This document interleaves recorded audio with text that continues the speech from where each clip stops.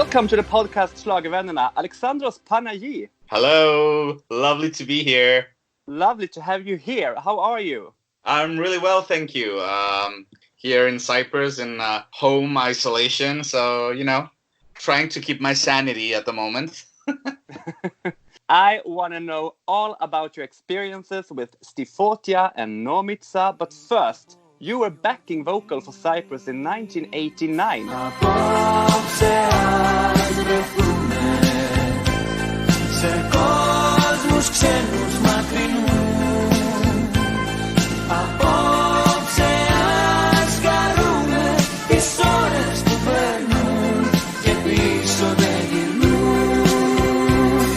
Tell us about your first experience in Eurovision.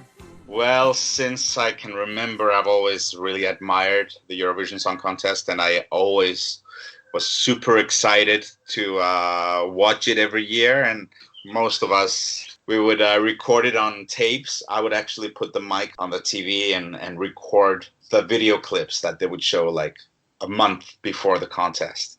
And I would learn them all off by heart. And, I would have dreams of me being on that stage. And then when I was 18 years old, the composer of the song Apopse Ας Βρεθούμε came to me and said, I would love to have you as a backing vocalist.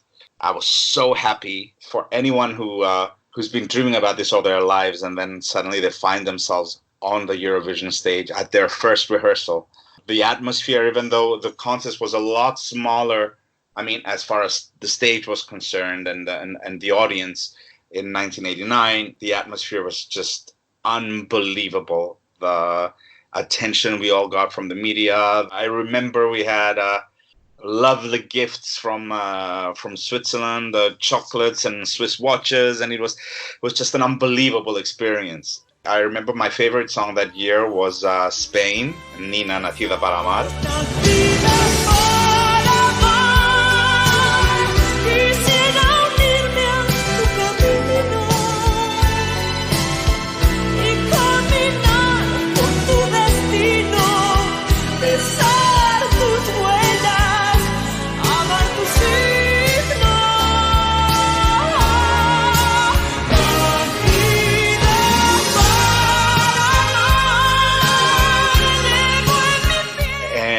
When she was singing, we had to be on stage waiting for our turn to go on stage.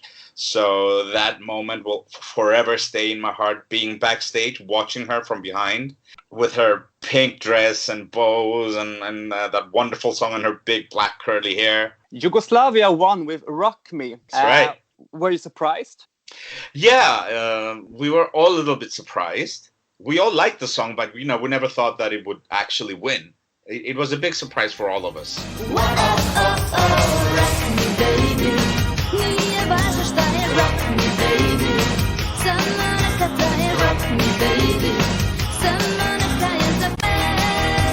Surprises happen at Eurovision, and in less nowadays, actually. You were also backing for Cyprus in 91 with the fantastic song, in my opinion, SOS.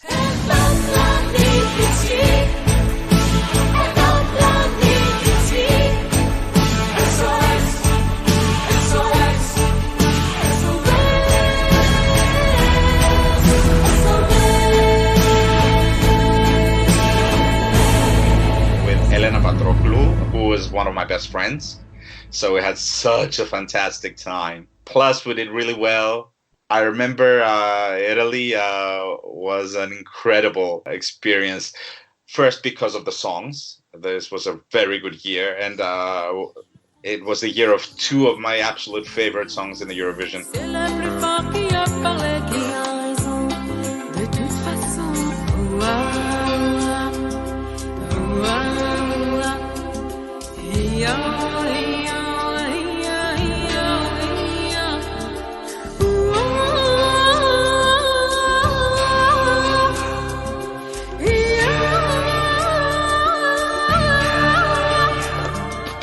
Le dernier qui a parlé from France, and Amina, and yes, and Lusitana Paixão with Dulce Pontes. Ah, Portugal. Yes.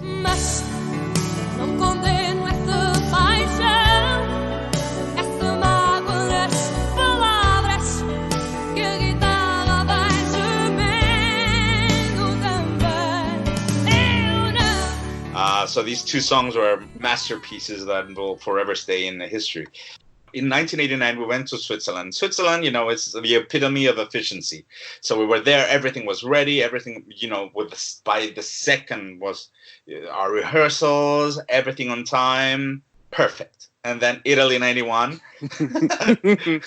we arrived for our rehearsal, and there are scaffoldings in the room. There's technicians, welding the balconies and banging about, and we had like hours of delay. It was very special. It's like a Eurovision that we'll never see again. Yeah. And I'm a very big Eurovision fan, and I love to see the old votings and stuff from the old years, but I can't see 91 because it's like a catastrophe over the whole thing.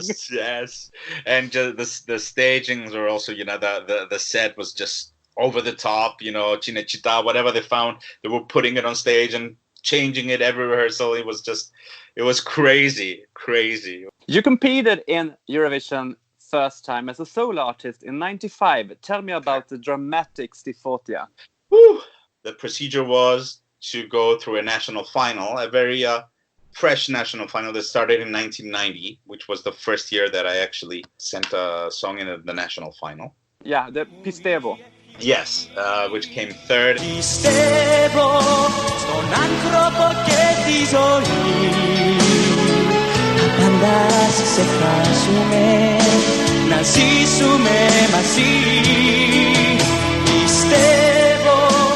was the launch of my career, if you can have a career in Cyprus. It's like a very small market, so it's not a healthy market for music. So yes, anyway, it was the beginning of my career. And after having done Eurovision in 89 and coming third in the selection of 1990, I participated again in 1993 and again placed third. What was the name of the song in 93? It was called Για σένα τραγουδώ.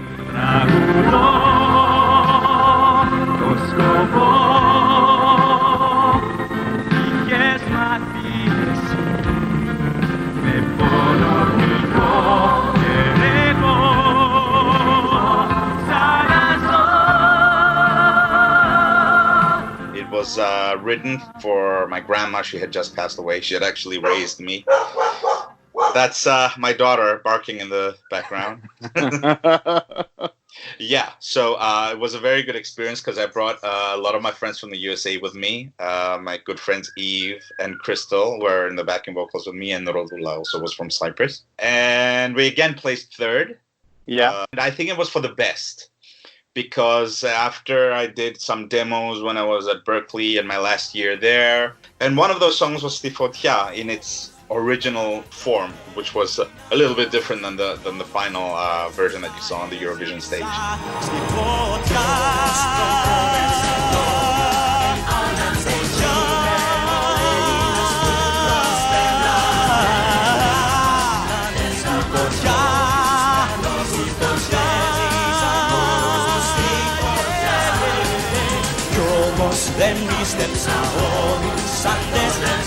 So to cut a long story short, a very special song that, as my father said, are you crazy? You're going to send that song for Eurovision? It's going to be last. I decided to send it anyway, and it got into the final. At the time, Michalis Hadjigiannis, who represented Cyprus finally in 1998.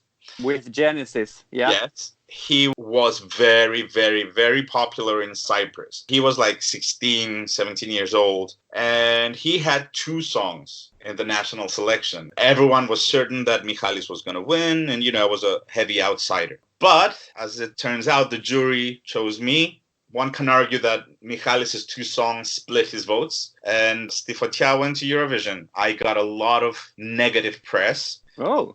Yeah, I got a lot of complaints from the audience, from the Cypriot public, saying that it was not fair, that Michalis should go, and this song is the worst song we ever sent, and it will be last, etc., etc., etc. So by the time I built my team, a wonderful team, all of them are still my very, very good friends. And we went to Dublin for our first rehearsals. I had nothing to lose. I had nothing but negativity behind me. We had prepared a really cool performance, we thought, and we went on that stage and exploded on that stage in the first rehearsal. And then everything changed. The press was all over us. They really liked our rehearsal. because when they saw that performance, we were welcomed back, not as heroes, but with open arms.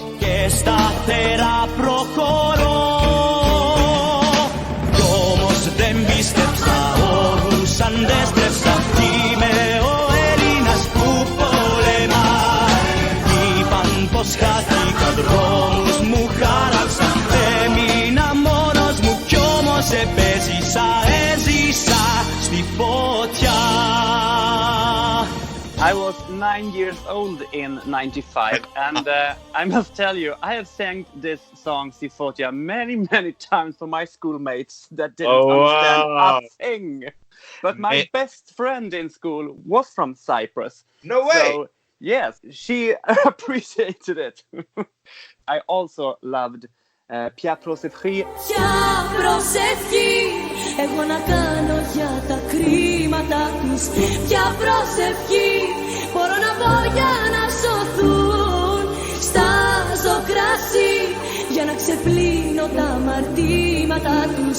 Ποια προσευχή να πω για αυτούς που με πονούν. And Amen.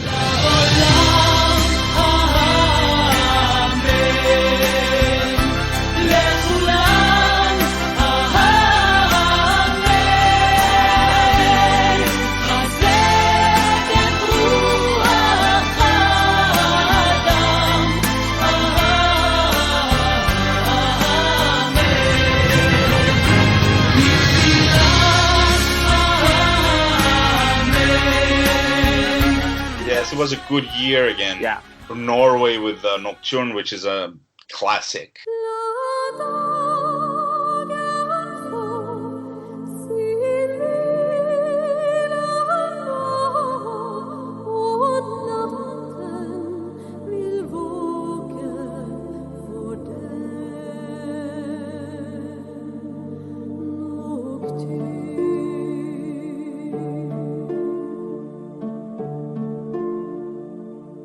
And then you had the Spain also with Anabel Conde, which was an amazing song, and the songs that you said.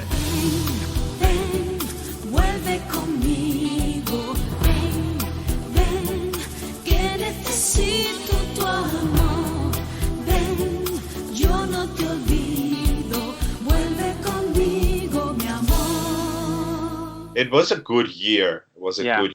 Greece and Cyprus have many times done songs with a kind of ethnic sound, and this year every country sent an ethnic sound. Yes, it was the beginning of ethnic sound actually for Eurovision 1995, I think. Do you remember anything special that happened in Dublin? A lot of things. I remember because I used to speak Spanish, and Anabel Conde was like my favorite song in Eurovision in 1995. Yeah. And we were in makeup. I don't know what happened, but they were having issues with her dress. She didn't want to wear that. They were telling her some really nasty things. She started crying in the middle of her makeup session, and I remember going over and hugging her and talking to her and comforting her and building up her confidence, because she was and is a beautiful woman, and she had a lot to prove that night. And it showed. Her anger turned into energy, and I mean, if it wasn't for Secret Garden, she would have won. Was this on the rehearsal days or? No, this was actually on the evening of. Oh.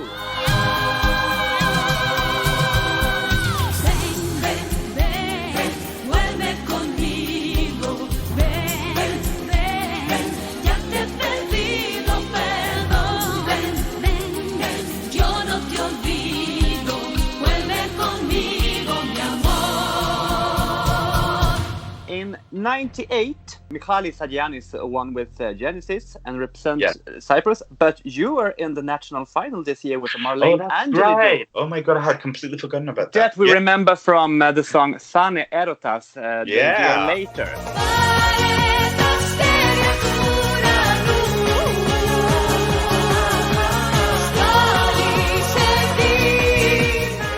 Yeah. You came second. Yes. Can you tell me something about your song? The song was by a wonderful composer called George Kalis, who had written a few Eurovision entries before that. Actually, the one of the Hadjiani songs in 1995 was his song. He came up to me and said, my girlfriend Marlene is a wonderful singer. What do you think of doing a demo maybe of this song and sending it for Eurovision? I said, yeah, sure, why not? So we sent it. It went into the final, and we had our little moment there in the national final. It was a really pretty song. I wonder, though, if it would have done better than Michalis. I don't know. It was a very, how can I say it, like a soundtrack song. Very romantic, ethereal, soundtracky song. But it was Michalis' time, and then the year after that, it was Marlene's time.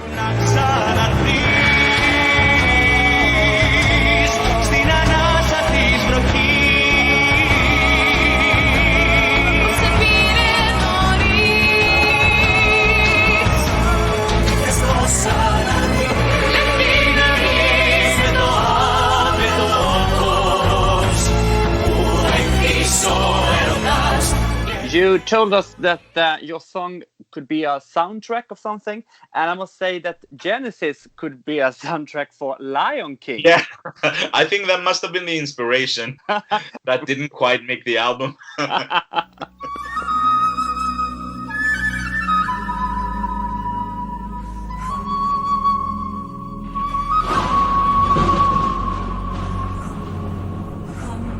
You were back in the Eurovision in 2000. That's right. And in Stockholm, in Sweden. I know. And you know what? I went there 16 years later. Yeah. And when Cyprus went on stage with -1, I was so jealous because I remembered the moment that I was on that stage in 2000. I think it was the Eurovision's first time in a very big stadium. It was so different from Dublin. I mean, Dublin was very special because it was my most successful entry, and it was everything was like fairy tale perfect. But Stockholm had its problems. There were issues with the team, and there was problems and strife, and I think it mirrored on the stage a little bit. But I will never forget those 3 minutes on stage with 10,000 people underneath waving all these flags, and friendliest audience you could ever have is right there in front of you.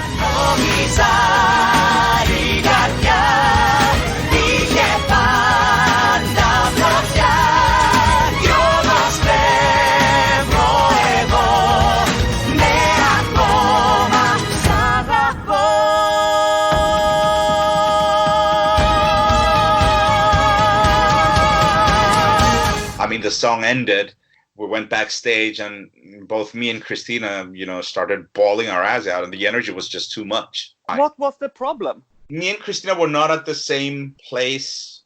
Christina wanted different things. I wanted different things. We didn't have a very good, although we're very good friends, and we still are to this day, and I know she's not going to misunderstand this, but there was no chemistry in the preparation of the song. And I had problems with the backing vocalists. It was a complicated story.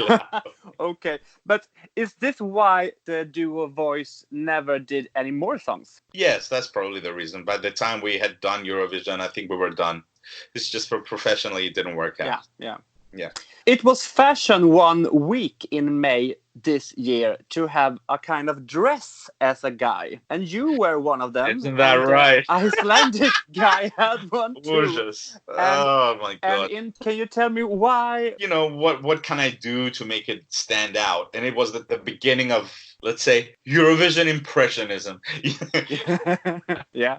You're an artist, you try different things. It wasn't unheard of for men to be wearing skirts, so to say. It was already the fashion with Valentino, I think, bringing out some pieces for men. But it wasn't the inspiration for that. It wanted to be a little bit special and fairy tale-ish. So I wanted the flowness and to blend with the dry ice and the wind and the movement. That's why. And, of course, it was a fantasy to wear a dress. So, I did it on stage in front of 400 million people. But hey, I did it.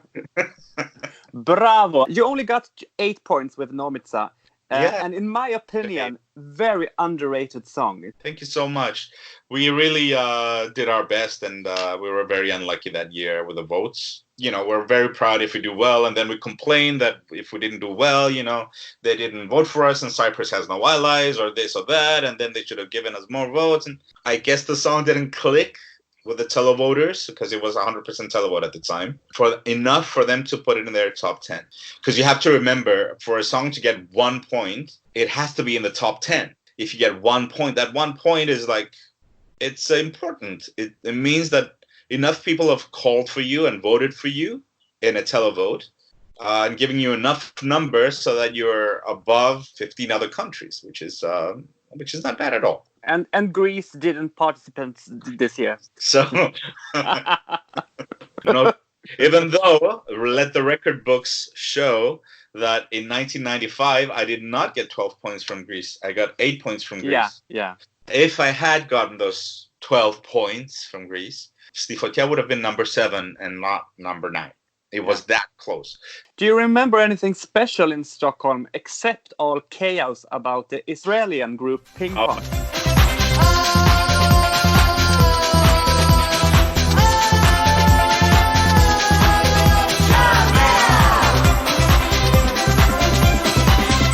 God, yes. What was that? Wow. I was so caught up in our own delegation's problems. I just remember that we had beautiful weather, and then one day suddenly it snowed. So, welcome to Stockholm, you will say. I've heard that you became friend with the Turkish woman, Panayi. Yes.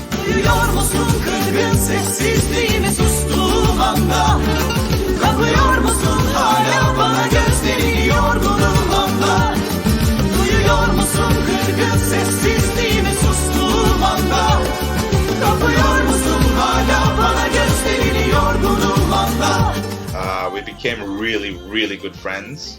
It was getting close to the time where we couldn't, let's say, hatred anymore. Yeah. So, there's a political situation in Cyprus, and it's a situation of Turkish occupation in the north. Well, it wasn't a line. There is a line. There still is a line, the border.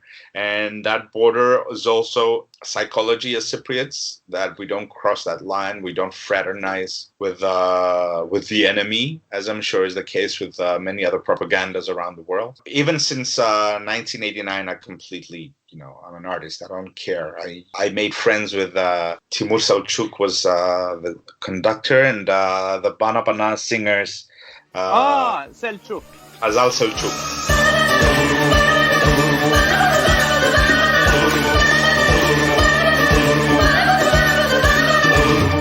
So we were good friends and pen pals, and we wrote to each other for many years.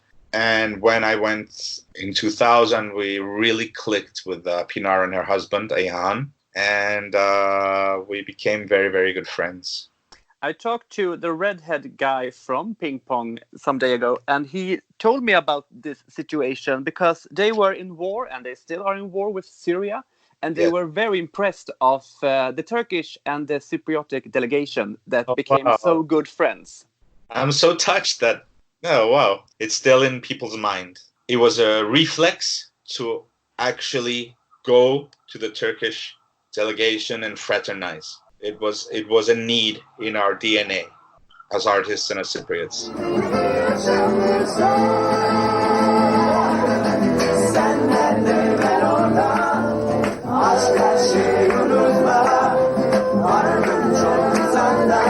That we do is all together with a peace.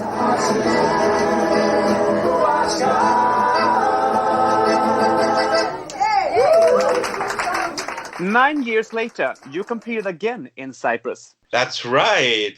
With the song There Is Love. Yes. My mother was diagnosed in 2001 with Alzheimer's. She had a long struggle with it. By 2009, she was in a very bad place. She was hardly walking. She needed 24-hour care. I started getting involved with the Cyprus Alzheimer's Association. And they requested that I write a song for them so they can market their cause. And I wrote that song for that purpose. And then they suggested, why don't you send it to Eurovision? We will have a lot more attention. I really didn't want to. Didn't write it for that.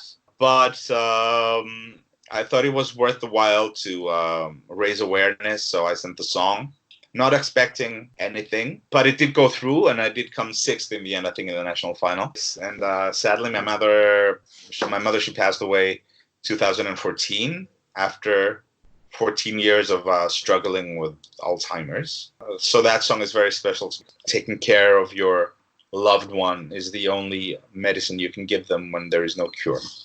Beautiful story, Alex. I think we should listen to your song. Looking into my father's eyes in a picture on a wall, I see myself in what I want to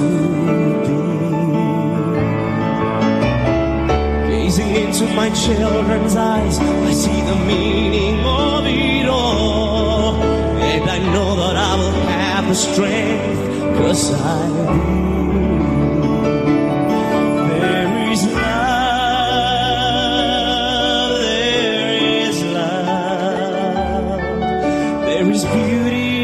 Starry skies above.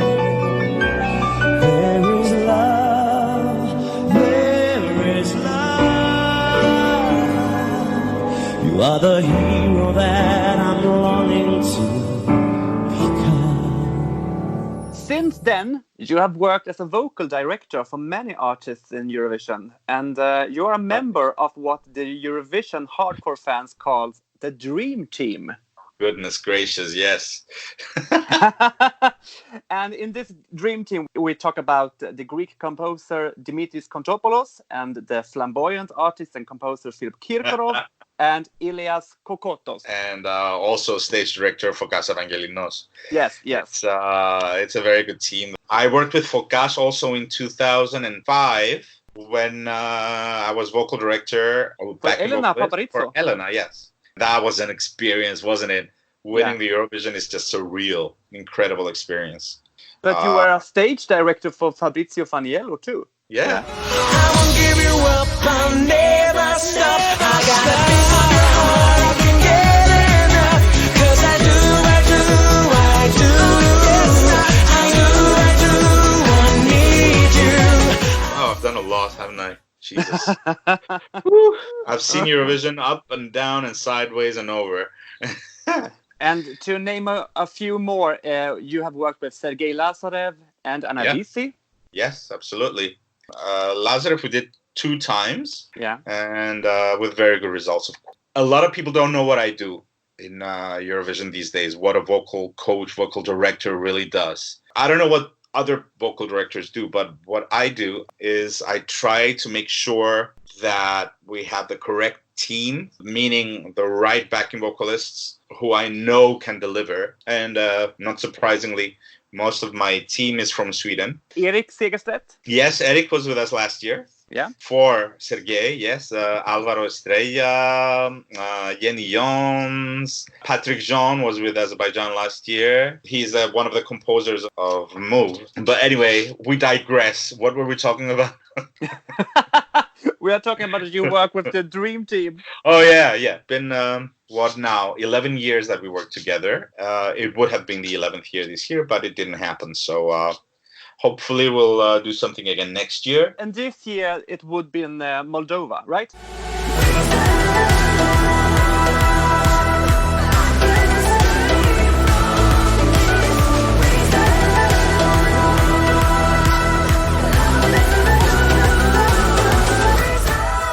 So it was Moldova, it was Greece.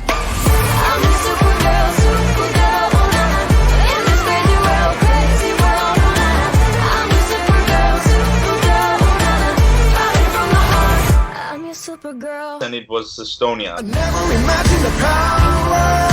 I never imagined the need. I never imagined the loving. Now love is all I dream. How wonderful was the awakening. They had a hand in all these 3 countries. I'm also a close collaborator with Borislav Milanov. We worked together for the first time last year for Azerbaijan. We were going to work together this year as well. Let's say I've crossed over to another Dream Team because Borislav Milanov has given us many incredible songs in the last 5 years of Eurovision. I give everything that I can to make sure that the song reaches its full potential. And that's the most important thing a vocal director can do. Because it's just the singers now on stage. Everything else is recorded. There's no musical director in a sense. The vocal director needs to make sure the vocal arrangement is correct for for the song. The singer is singing correctly for the style. You need to make sure that the correct voices are being broadcast in the correct balance with the correct effects. So a little bit of sound engineering as well. Which one do you think is the Cyprus best song in Eurovision ever? Well, I mean, there's the obvious choice here. Even though it wasn't my cup of tea, especially at the beginning, before I saw it on stage, Fuego has definitely left its mark. Yeah. That's greatness, you know? It means that if something is remembered, it's a great entry. And it truly is. I mean, in retrospect, looking at it now, it's... wow, what a performance. Perfect from beginning to end. Even though Eleni is not a huge voice, you know, or anything. It doesn't matter. This is Eurovision. This is the package speaking. And it was a perfect example of everything working. Yeah. And it was an extraordinary entry for Cyprus. 'Cause I wait up and I ain't coming down. You're taking me higher.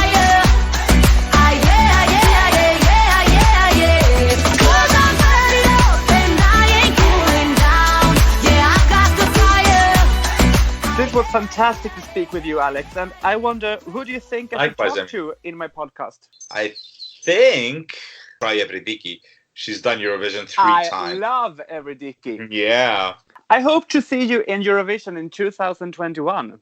I hope so too. And if we're both there, please contact me. Let's get together. Yes, I will. Fantastic. Take care of yourself, and thank you so much for this opportunity to talk to you. Thank you. It was a great pleasure. Thank you.